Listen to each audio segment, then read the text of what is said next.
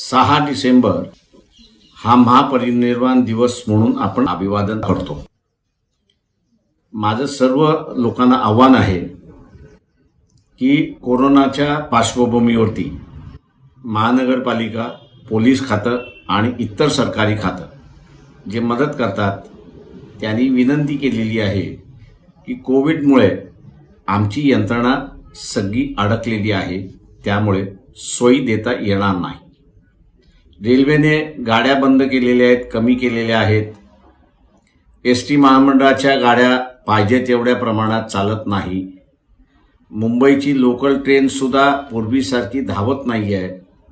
या पार्श्वभूमीवरती मी लोकांना आवाहन करतोय की आपण घरूनच अभिवादन केलं तर अधिक चांगलं आहे। मुंबई, ठाणा, पालघर इथल्या जनतेला आव्हान आहे की आपण येणार असाल तर दक्षता बाळगावी, मास्क बांधावा, फिजिकल डिस्टन्सिंग याचं पालन करावं।